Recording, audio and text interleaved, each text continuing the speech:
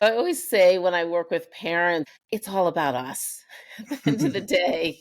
And what I mean by that is a relationship between the child and the parent is two people. And if you have multiple children, as you do and I do, you know that each child is different. And so each Mhm, relationship is different. mhm, And when you unpack that, which is really the premise of my book, right? How do we unpack this relationship to understand where resilience is built? What it becomes is the better we know ourselves, no shame. That means shedding a lot of vulnerability.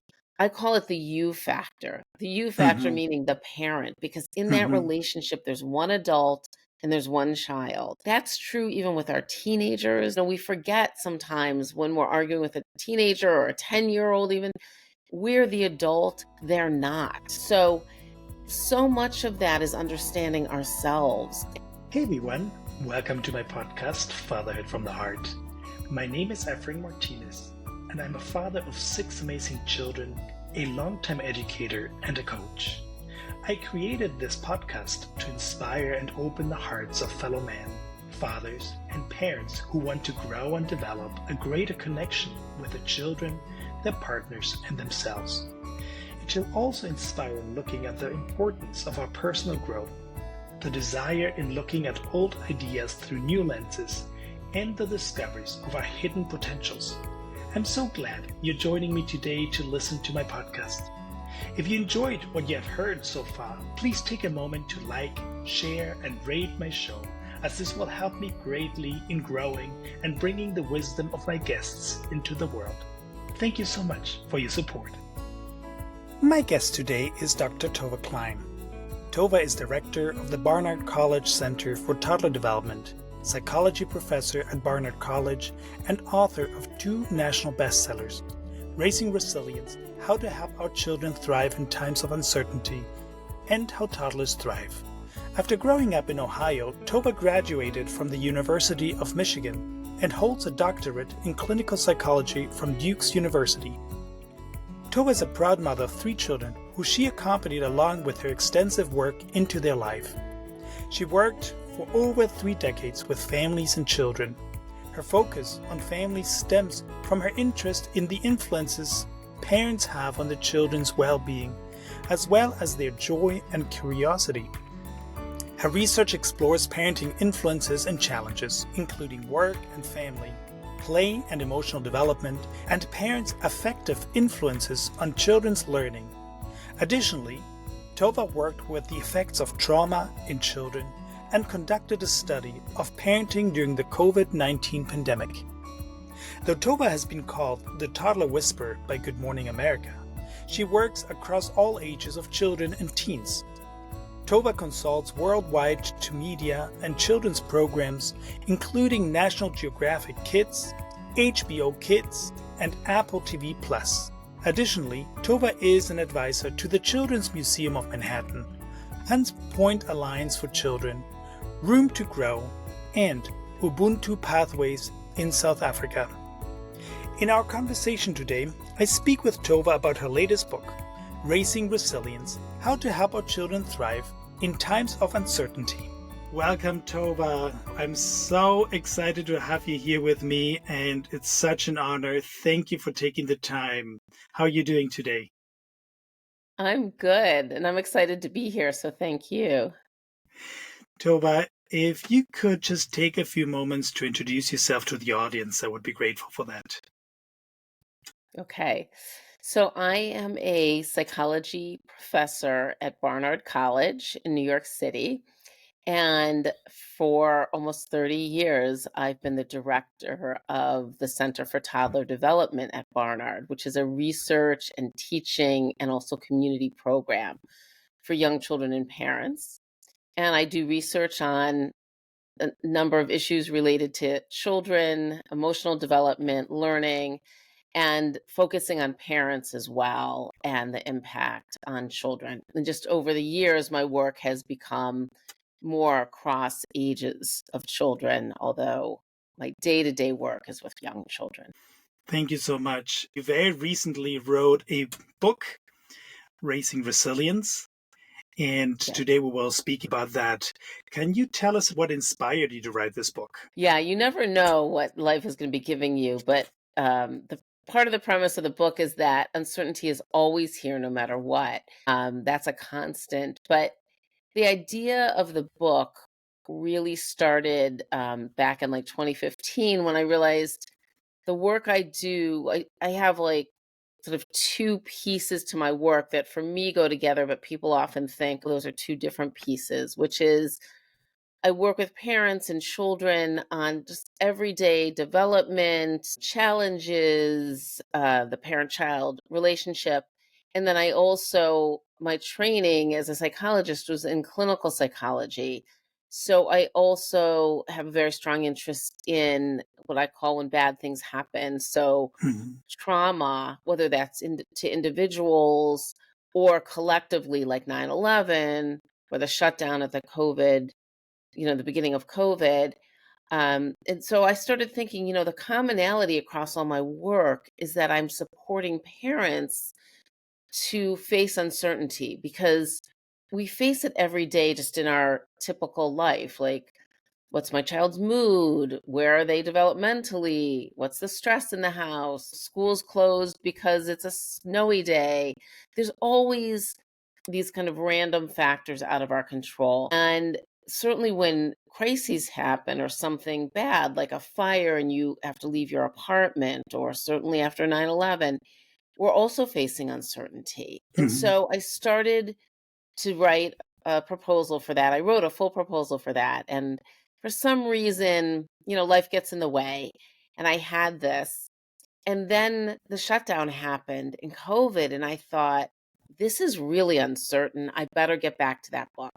mhm, And then fast forward, when you sell a proposal for a book, I have this wonderful editor. And she said to me on the first draft, this is really a book about resilience. And mhm, I was like, that's a buzzword. So no. And she said, mhm, no, Tova, everything you do is about resilience. And what I realized is, yes, because my interest is understanding how we can harness, even when bad things happen, even when life doesn't go our way, how do we then use the parent child relationship as the basis for helping our children? So that becomes an opportunity, even if we didn't want it, we didn't wish for it, mhm, but to really say, how do we help children through it so that they mhm, can come out and then, come out strong?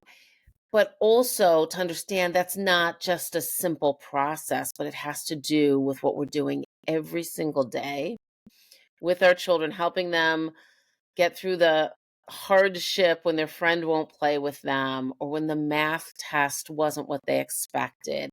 All of those kind of smaller daily insults are how we mhm, help children build what we call resilience. So I was like, okay, I get that. And that's where the mhm. book really came from. I love how you built the whole book. And what I'm not going to be able to touch on everything, but what you speak about the five pillars, and that's, I think, a very crucial part in your book. Could you maybe go into that a little bit and speak about the essence of the five pillars? Yeah. So when I think about, the development of a human or your child or your teenager, depending on the age of the listener, what I really think about is kind of how I teach college students, incredible Barnard and Columbia University students. And when I would teach developmental courses, I would always say to them, look, we're going to break down human development as if there's buckets, like there's emotional development, which we know is crucial. There's social development. There's what we call cognitive development, but they really all go together. We pull them apart to try to understand them, but all of them work together. And so when I was writing the book, I thought, well, how do I write about these different parts of the child that's developing within the relationship with parents? And so I Mhm, did the same thing. I said, well, let me do the same thing. Let me take it apart into these five pillars, but I want parents or anybody reading it or listening to it to understand that these are pieces that go together. This is not like a step by step, but these are all parts of the child that come through the relationship. So, really, what they are is building trust, which we often think about with young children. Oh, there's safety and security, which becomes trust. I trust this parent will be there for me even when I'm not listening, even in my worst moments. But trust goes across all ages, right? Hmm. So the child trusts the parent, becomes trust in themselves. I'm a good person. I can go out in the world. That relates to emotional development, which I call the balance principle, because again, in these everyday, really tough moments, we're helping children through all of their emotions. And the balance is, as children get to know, okay, that's anger, that's frustration. Of course, we all like to be happy or have pride, but it's the negative emotions that can be a challenge. And so, as Hmm. they begin to handle them better, what we call regulation, they also can move out more in the world. I know my emotions, I can handle them, but for a long time, parents are the ones really helping with those emotions. I say, like, you're that young child's brain, and the children get better at it, but they still need us, particularly when they're having a hard time. And Hmm. that becomes the freedom trail. Well, first, yeah, we'll talk about the freedom trail, which is what we call agency. Like, I can move out in the world, I can have ideas, I can do things and feel really good about them. And that's freedom, or what we call independence. Hmm. But I always say they can only do that if they feel like there's a parent they can trust. It's not going to ridicule them or shame them or humiliate them because they're going out there, they're also making mistakes, or they're not listening, or they're not doing what you want them to do. But they are getting this sense of myself in the world, which then becomes social connection. I move out in the world, there's other people, they want to make friends as they move into those preschool years, and then certainly elementary, middle school, high school. And also, but they connect to other adults as well. And that's really important, right? Hmm. So, this idea of having other people in your life, whether that's family, like grandparents, other relatives that are really special to you, and also other adults, whether that's other caregivers, teachers, clergy, like people that they connect to, and peers and friendships, which are really important. So they're Hmm. not alone. And then the pillar that I think is really, in some ways, the core is self acceptance. So, how do you see a child for who they are, not who we want them to be? We have all kinds of hopes and dreams and expectations, but often our child is not that. Hmm. And so, how do we work on ourselves so we can see a child for who they are and all their kind of beauty, um, and understand them, which at times can be challenging? And that for the child becomes, my parent accepts me for me. That becomes what I call self love, this Hmm. idea that they accept themselves, they feel good about who they are. And then again, that helps them be out in the world with these other pieces of relating and learning and growing. And so I break it down into those five pillars. So for the reader, it really is reading about each one with examples and understanding these are all part of the development of the child.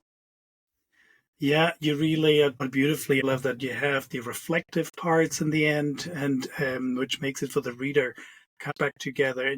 I just had a guest not too long ago. He said a sentence that was so beautiful, stuck with me, and that is, and was very healing to me, which was, "I love you the way you are because the way you are." And That's that nice. is such a simple sentence, and yet Mhm. what our children need, and not the way that we grew up. We speak about this unconditional love, and yet we do have so many conditions. I love you, but can you go and do the dishes? I love you, but can you go and finish your homework? Even if we don't say it, it's always there, right? And I just, that loving a child for who they are, I just think I agree, and I love how you put it in your book as well. But how do we now bring in what you refer to as the you factor? So we're helping those children become resilient. What about the you factor? Yeah. So I always say when I work with parents, whether it's in like my everyday work or, my private work one on one with parents, it's all about us at the end of the day. And what I mean by that is a relationship between the child and the parent is two people. And if you have multiple children, as you do and I do, you know that each child is different. And so each Mhm, relationship is different. mhm, And when you unpack that, which is really the premise of my book, right? How do we unpack this relationship to understand where resilience is built? What it becomes is the better we know ourselves, no shame. That means shedding a lot of vulnerability. I call it the you factor. The you factor Mhm. meaning the parent, because in that Mhm. relationship, there's one adult and there's one child. That's true even with our teenagers. We forget sometimes when we're arguing with a teenager or a 10-year-old, even, we're the adult, they're not. We can even forget that with very young children. So much of that is understanding ourselves. And so in each of the chapters, the content chapters of the pillars, I have these reflective questions. So, was there someone in your childhood who you could really count on? Did you feel shamed by somebody? What was that like? What do I think of it as, sort of the shortcut is three things. What do you want to keep from your childhood and you want to replicate? Oh, I had love in my family, even if it was really hard. I want that love. What do you want to change? What do you say, like, Mhm. I don't want to do that to my child that happened to my family or my parents not meaning to did to me? And then, so that's sort of the change factor. And then what do I want to avoid? What do I want to make sure? Absolutely not. People come from backgrounds of hardship, but also abuse, where bad things Mhm. happened, Mhm. where relationships weren't supportive. And then the other piece is, I guess it's four, is what was missing. Sometimes we discover as we get older, oh, I didn't have that in my family or in my childhood for a variety of reasons. I want that for my Mhm. family. So the questions are very much reflective to get to know yourself, to say, "Oh, yeah, this is what I bring." We bring our full selves because we're human. I say that's the good news, that's the hard news, right? We're human. But at the same time, there's this piece of who was there for me? What joys and positives, did I have? And then the other piece of that reflection is our expectations. And Mhm. often unknowingly, we have these unspoken expectations, desires for our children. That doesn't mean you can't have your values or kind of your compass Mhm. as to what's important in your family, but we have particular expectations, particularly for our firstborns. Yeah. And so the more aware we can become of, like, yeah, I really am expecting too much of this child, or I'm forgetting this is a really little person, or my child right now is having a hard time, then you bring down your expectations when you become aware of them. And Mm. that can help us just, again, see this child for who they are, but also what they need right now, because children's needs change over time. So all of that are reflective questions. I actually compiled all of those into something I call the U Factor Journal. And it's Mhm. actually at my website. People can go there and download it. They will give you the code. It's Tova 24. If you put that in, you can get this journal, and you can do it online or you can print it out. But it just gives people a chance to say, who am I? What am I bringing? And not, I really encourage parents not to feel guilty.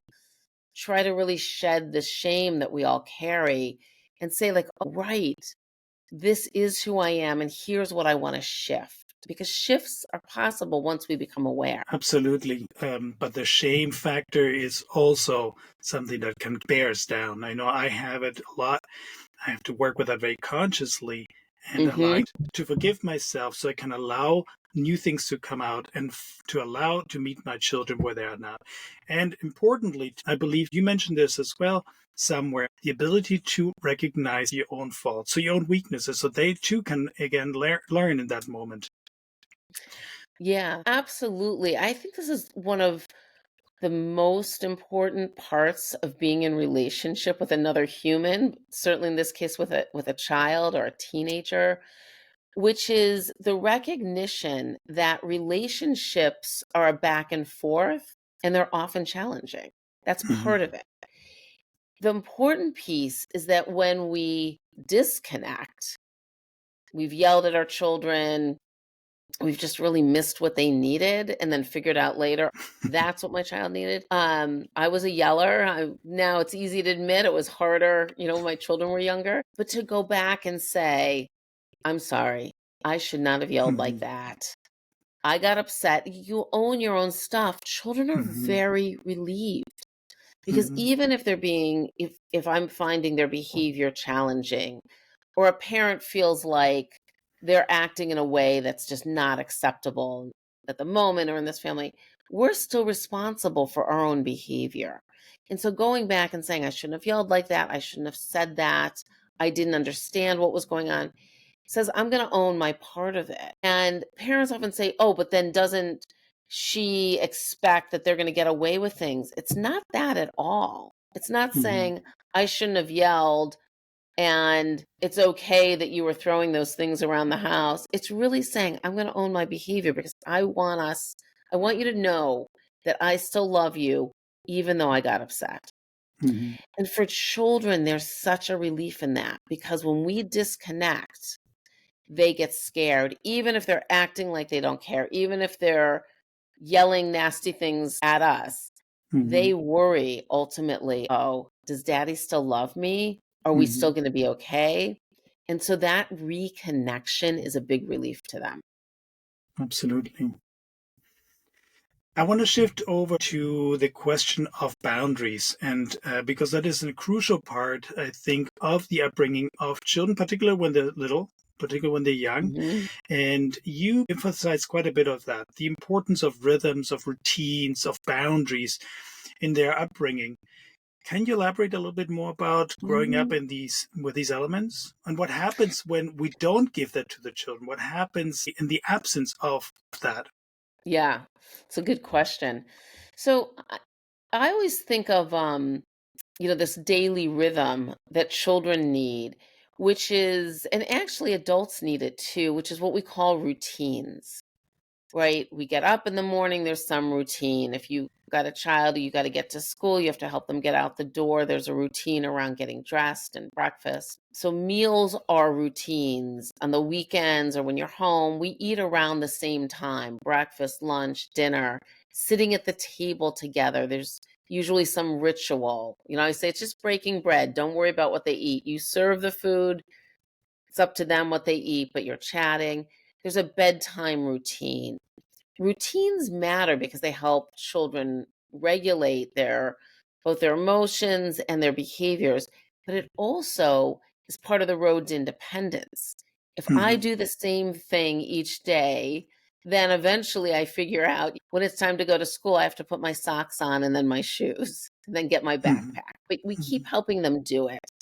So it's part of independence as well, but it literally regulates them. Young children have zero sense of time, but they get their sense of time because their bodies start to feel like, oh, it's wind down or it's mealtime. Those routines become what I call limits, right? Every child needs a limit around, we do sit at the table to have dinner. We don't throw food. I say to my kids, you're throwing, I guess you're done. And then they'd be like, "No, I'm not done." I'm like, "Well, we don't throw food at dinner." Maybe a second chance, but then, Mhm. okay, dinner's done. It's just a very clear statement. It's not punishing. And then they realize, I do want to sit at the table with my parents or not. They might be Mhm. done. Um, and so that rhythm each day actually builds confidence in children. And confidence is part of raising resilience, right? And it's as they separate from us too, they start to feel safer knowing there's an adult here who's going to keep some reasonable set of limits. They're going to make sure I go to bed at a reasonable time. It's not up to me. And so each of those sort of reinforcements that we put in early on, children then take them on themselves more and more as they get older. But we still are the ones saying, you're going out with your friends, you need to be home at 10 o'clock, or you need to text me and let me know where you are when they're a teenager. Whatever those rules are really become important because children want to know somebody's going to give them some limits. Mhm. And it makes them feel safe because of that. Much safer. Yeah, even when they're pushing. My friends all get to stay out till midnight. And you say, well, in this house, we come home at 11:30. Whatever it is, Mm-hmm. even when they're pushing for that independence, they want they want to know that there's this pull back, which is the contract between us, and the rule is Yeah. I'll see you at this time. And then they respect themselves and us because we've had this contract. The same is true with technology. Can you at this point speak about the four parenting types? I feel that this would be a good moment to reflect on that and share the different types and how they support the growth and the development of Mhm. our children. Yeah, so there's really important, now classic work by really a forward-thinking woman researcher years ago named Diana Baumrind. And she identified, after hours and many subjects of interactions between parents and children, four types of parenting. And I think the important thing is not remembering the names, although I have them described in the book, but the styles. Because what Mm-hmm. she found was that it was a combination of two things that really mattered. Warmth, so what you can think about is love, being tuned into a child, loving. So a warm back and forth relationship, and limits. Mm-hmm. And what's really important about that is limit setting can be hard because our children don't like us when we say, Mm-hmm. that's not happening, Mm-hmm. or it really is bedtime, or no, we're not having ice cream at 8 a.m. Whatever the limit Mm-hmm. is, children get mad. So she found that it was this combination of warmth and limits and reasonably high expectations, meaning not making up excuses all the time for when a child, doesn't do well at school or is not getting along with friends, but really saying, I expect you to act a certain way at certain times, but then being understanding when they're not. So it's a little Mm-hmm. confusing, but it's Mm-hmm. really a loving relationship with limits. But what she found was that parents who were what she called permissive, so warm, caring, but no limits, had children who actually had very low self control and weren't as motivated when it came to things like learning. Mm-hmm. Parents who were what we call, authoritarian, were like strict and kind of rigid in their strictness, but also not warm. But authoritative parents are this combination of warm and limits. So it's, and I draw it out in the book a bit. It's where do you stand on these two dimensions of warmth and love and care, and also limits. And so it takes Mm-hmm. us back to the earlier conversation of Mm-hmm. why limits. And I say they have to be reasonable limits. Like going back to, the young child, no, we don't throw food at dinner. That's a Mm-hmm. reasonable limit. You need to be home at a certain time is a reasonable limit if you're being reasonable about when the child comes home. Mm-hmm. We have only so much TV or screen time in the afternoon because we have other things to do, family time, some homework time. Those are reasonable limits, and children get to push back on them, which is also important, Mm-hmm. because that's part of independence. So it's this combination that matters. And as you know, we live in a time where parents are, I think, very confused because there's so much information being thrown at them, like on social Mm-hmm. media and other places that people get information. And it can undermine our thinking about, well, what do I want from my child? And Mm-hmm. most people are loving and warm, or certainly people listening to this podcast want to be better parents, right? But they often forget that that means saying no sometimes, or we can't do that right now. And that's not only reasonable, but is needed. That's what helps children feel safe and guides them on this Mm-hmm. path to independence. Mm-hmm. No, thank you. Um, I want to shift gears towards siblings. Can you speak about this sibling connection and why it is so important? You speak about this too in your book to to allow them to go through conflict without constantly intervening as a parent Yeah. or punishing one or the other sibling or taking sides with one or the other sibling. Why is it so important for them to fight it out, for lack of a better word? Yeah. Um, and I read about this actually quite a bit in my first book too, How Toddlers Thrive, because siblings are so important for children. And if you think about it, if you take a step back, I sometimes call that a steep step back when we're reflecting on ourselves. You have to do it also when you're looking at your multiple children, if you have multiple, which is they have each other for life, or we want them to have Hmm. each other for life, not just when they're little growing up in our homes, but we want them to also have a relationship later, ongoing. So the problem with it is they share us, they share the parents. And so Hmm. jealousy is built into siblings, and I don't think that needs to be a negative, right? It's natural that I want daddy's attention and one of my siblings is getting it right now. So the way I think about siblings is that it's love, hate, and I say hate like lowercase. It's not cruelty, but I like you Yeah. sometimes, I don't like you sometimes, and it goes back and forth very, very, very quickly, which is the fighting. And when siblings argue or they fight, I see them more as like puppies. It gets really bad. They're like, fighting, they're nipping at each other, and then they run off and they're playing and they're laughing if Hmm. the parents can mostly stay out of it. And that's very hard for parents because we see Hmm. that fighting as a negative. So the first thing you have to ask yourself is there love here? And when parents come to talk to me about sibling relationships, it's the first question I ask. Like, do you ever see love? And they go, oh, yeah, 80% of the time, 90% of the time. I say, okay, that matters, right? The base is there. But if you want siblings to have a relationship that's their own, and I think we have to be honest with ourselves, do we like it when the siblings really don't need us? Like they're off playing for a long time. Sometimes parents feel like, wait a minute, why am I not in this? And I say, you want to not be in it. So that it's the children sort of on one side and the parents on another, so that they're like, I've got your back to the sibling. I've got your back. Daddy's mad at us or mommy's upset. We got each other. And that's what you want for life. You want them to love each other for life. But we can't do that when we intervene because we always blame one of them. Like we're not a judge. We're not a fair judge because we're the parent to all of them. Whether it's two Hmm. or four or five, we're all of their parent.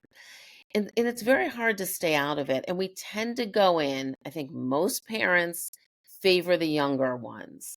And so who do we blame? The older ones. You should know better. She's just Yeah. little. He can't do it as well as you. Like we're always giving that older one the weight of the world. And they feel Hmm. bad, right? Why am I always being blamed? But when we let them work it out, they do tend to in ways that we might not expect. They say mean things to each other and then they go off and play later.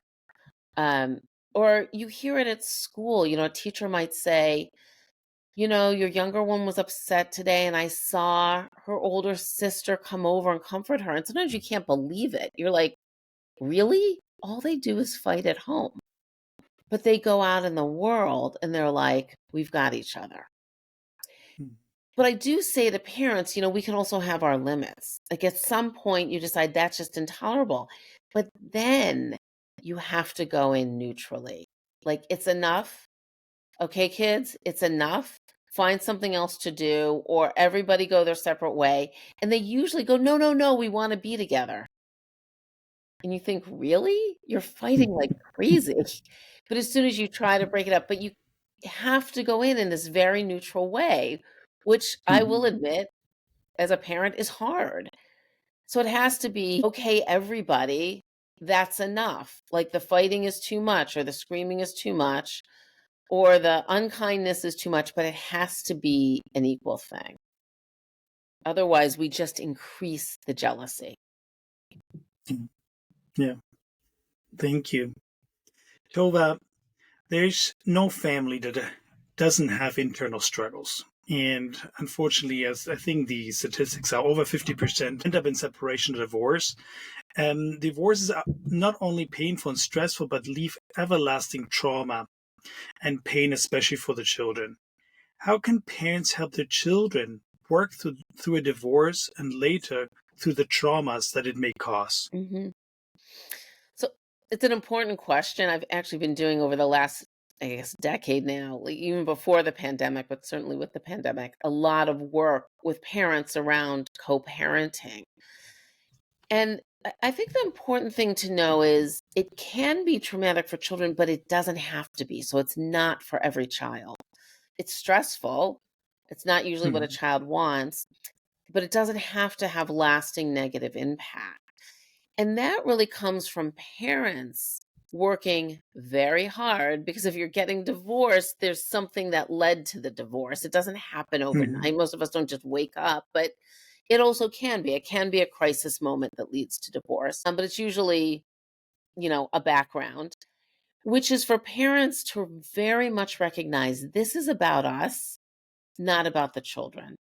And we have to work together on whatever our anger, our frustration with each other, our hurt, our betrayal, depending on what the circumstances are. We must work on that and keep it away from the children. And I always, when I work with parents on many issues, but certainly divorce, I say there's adult issues and there's child issues. And all of the reasons for your anger and your upset and your divorcing are adult issues. The child issues are that mommy and daddy have made a grown up decision. And mhm, we've decided that even though we're going to always be your mommy and daddy, no matter where we live, we can't stay married. We can't stay mhm, together in the same house. And then you give them the concrete of it. You know, this parent's going to move out. You're going to still see that parent, hopefully. In some situations, that's not the case. But the idea being that children don't feel blame, but we have to be very upfront with children. This is not your fault. Mommy and daddy have been fighting, or in a same sex couple, mommy and mommy have been fighting, daddy and daddy have been fighting, whoever it is, you know, we have to recognize that the children know that. They know there's tension in the house. So we have to put it out there to them and then be very clear. This is not about what you've done. This is not your fault because children immediately take on the blame. mhm, Uh-oh, I wasn't listening. Uh-oh, I didn't put my toys away all those times I was asked to. Uh-oh, I didn't try out for the soccer team like daddy really wanted me to. Whatever it is, they immediately take on the blame. It's the nature of a child really of any age. And so we mhm, have to be very clear with them. These are the problems of your parents. We have tried to work it out. We've decided that it's best for all of us that daddy live here and mommy live here, however it's decided, and then give them room to not like it. Because we mhm, don't like when our children are mad at us. We certainly don't like it in divorce. We tend to mhm, do things like it's going to be okay and you're going to have a new room at the new house and we're going to see each other together on Sundays. We do this rah-rah thing, which is true and children need that. Like as sad as this is, as hard as this is, we're going to still be a family in these ways. But we also have to give them room to say, I don't like this. mhm, I don't like this. I'm mad. I'm confused. I'm sad. And then recognize that those feelings often come out over time. mhm, And every child's schedule is different. So we say something like, you might have a lot of feelings about this. I'm here to listen to them. I can handle all the feelings you have. That's what I call in my book the container. The container is a space that holds children in all their feelings, whether it's a divorce or just daily life or mhm, stressful times, but that we can accept all of their feelings and let the child know that. You might have some different feelings about it, and that's okay. But I'm going to get back to the blame thing because when children are ashamed of their behavior or think they caused this, that's where the mhm, damage that you're talking about comes in. And too often in divorces, parents try to pull children apart. Like, I'm going to get this one to favor me, or I'm going to get that one to favor me. And that's very harmful to children individually, and it's very harmful to siblings. I hear this so often from adult parents, like too often. Well, I kind of sided with my dad, and my sister sided with my mom. And I say, did you side with them, or the parents pulled for that? And they say, my parent, my dad made it like I had to side with him. Mm. And as a child, that's not really a choice. That's Yeah. survival. And that's Yeah. damaging. So there's lots of ways that we put children in the middle. The thing to remember is the parents are getting divorced.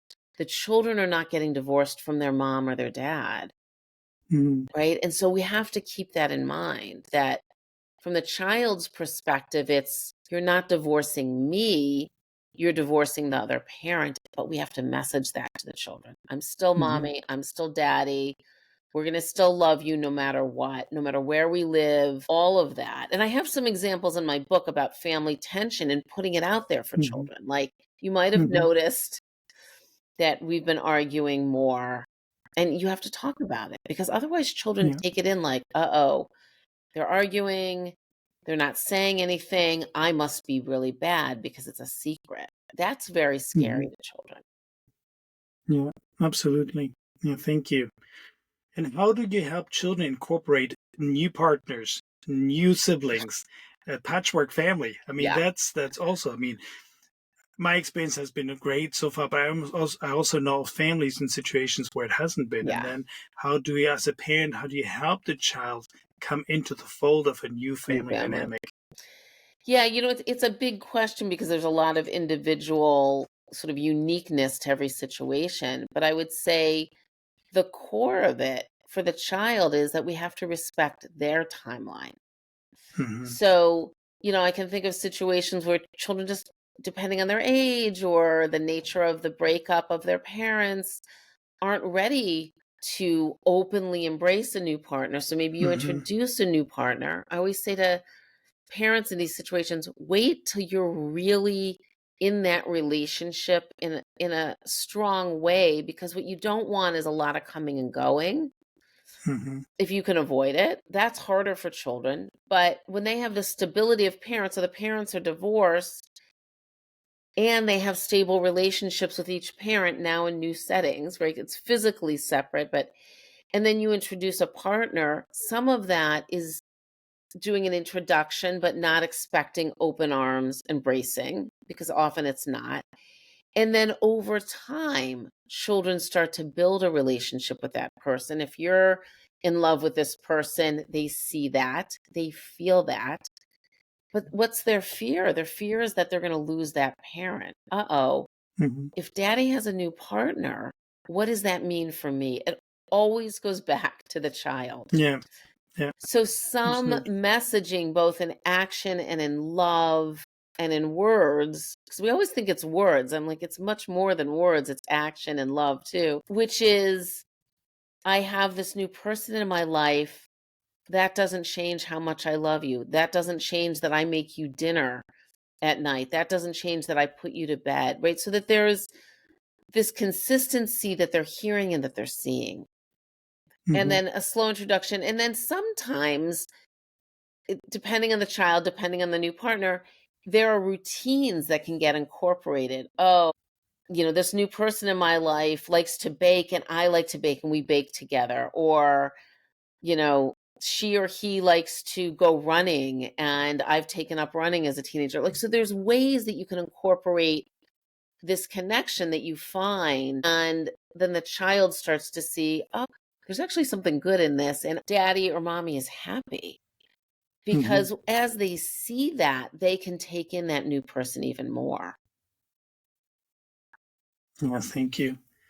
And what would you say for the parent? And it is in heterosexual relationships, mostly the father who is then separated from the family. How can a father or the parent that is not living with the children continue to support the child in a meaningful way and maybe even deepen the relationship Mhm. even from a distance? Sometimes it is so distant. I know situations where parents are countries apart. How can they then continue to engage, be present, and deepen the relationship with Mhm. their children? Yeah, it's a really important question because relationships are connection, w- emotional connection. And so, I mean, obviously, situations differ. And the first thing is to always do your best, but not always in your control, to keep some civility with a former partner or spouse. I recognize many situations that's not possible, but the good news about distance in this era is that technology is very helpful. Hmm. And I would say don't minimize the impact of technology for children in these long distance situations, or you may be in the same place still, but you don't have a lot of visitation at the moment. But you have to show up in the places that you can.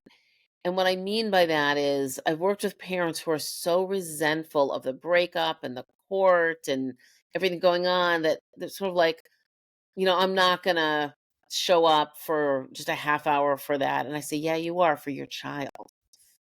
Can you go to the school events? Is that part of, the settlement or where you are?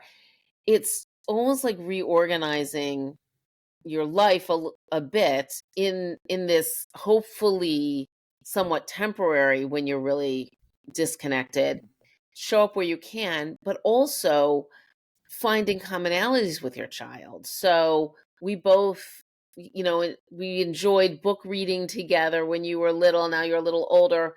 Can you do that on a screen? you know, you might be in Europe and your child's in the US, but you can still have rituals together Hmm. with Hmm. technology. I think they're important. If you can't have that face to face because of circumstances, can you put texting in? Now, with younger children, that's going to be harder, right, because there's a gatekeeper in it. Hmm. But if you can work with a former partner to say, look, some connection's really important, or if you can get that Hmm. put into agreements amongst the disagreement, I think you really want to push as much as possible if there has to be points of connection, because the child doesn't understand daddy's gone, doesn't understand the court, doesn't understand the law, doesn't understand the adults hurt. What they feel is, I've been left. I must not be good enough for that parent who left, which is usually the dad in most cases, but not all, certainly not in all. And the child internalizes that as, there must be something wrong with me. I'm not good enough. He doesn't want to see me. So I think anywhere you can put in what might feel little, I think is actually big. You find the inroads. Or is it through a relative of yours who is seeing the child? Is there some way Hmm. to make those connections, and then you Yeah. deliver a message or a little gift or whatever it is? I think small gifts in these moments can go a long way because they can have some meaning.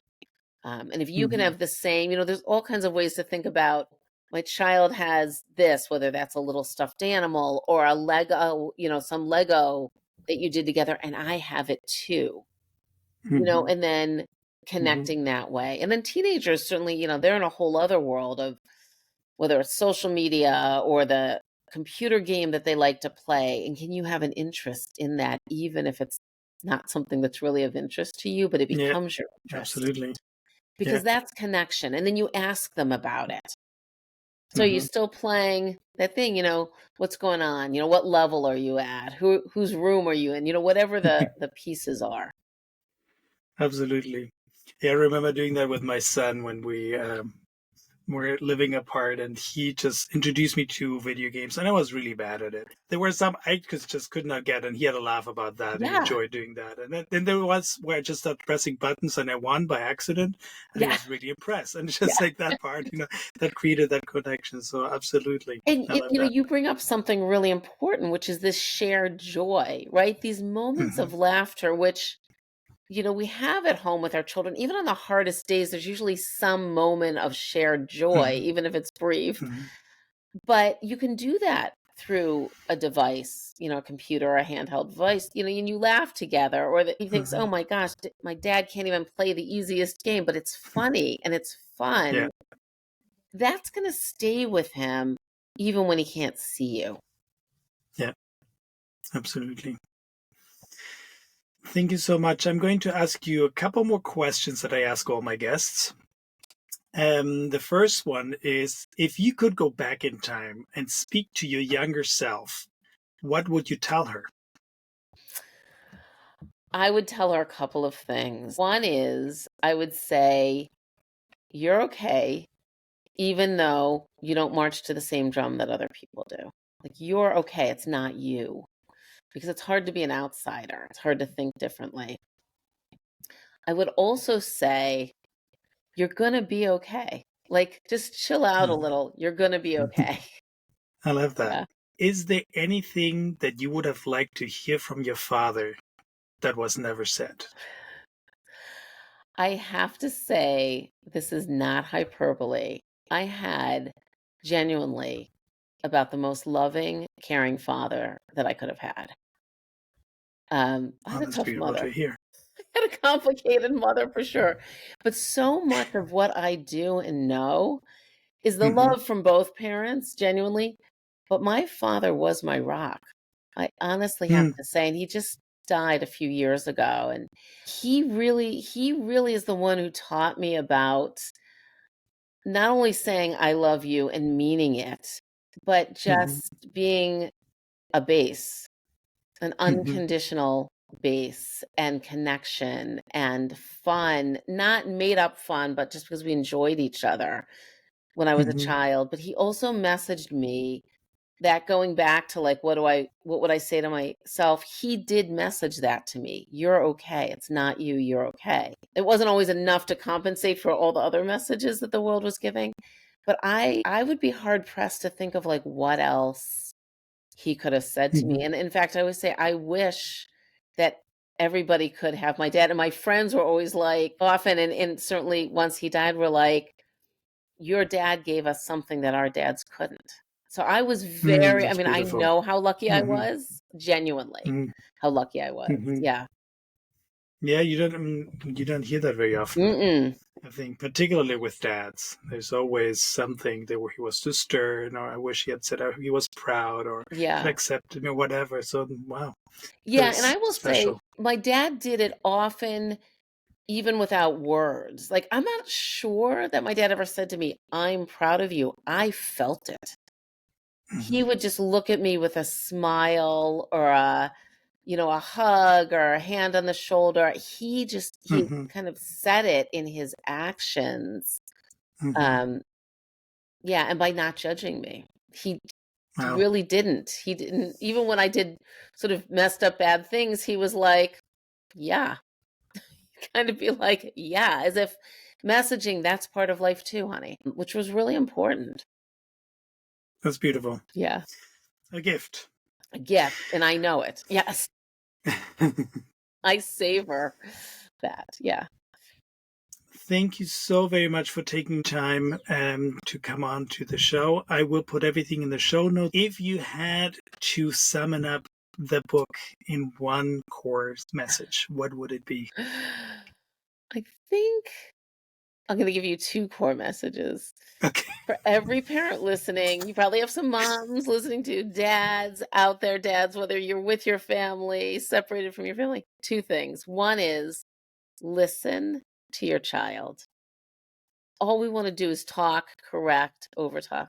Hmm. Listen. Children want to be listened to. I learned this from my father. Listen to your child. And the second that goes right along with it is, have humor. Exhale and have humor. Mm, Because love the that. journey of being a parent is a challenge. It's good. It's hard. I love that. Thank you so much. Beautiful words at the end. Yeah. Thank you. Thank you for having me on. Thank you, Tovah. Thank you for taking the time and listening to my podcast today. If you want to learn more about me, check out my website, www.fatherhoodfromtheheart.com. There you will find information about my coaching offers and approach. I would be honored to accompany you on your path, be it on your own or with a parent, partner, daughter, or son. If you like what you heard, please subscribe to this podcast. Then like, link, and share this episode so that more can hear, learn, and grow from the wisdom of my guests. I would also be incredibly grateful if you could rate and review the show, and please don't forget to leave a comment. I will end the show for now, but remember to be kind to yourself. Until next time, I say goodbye and send love and gratitude from my heart to yours.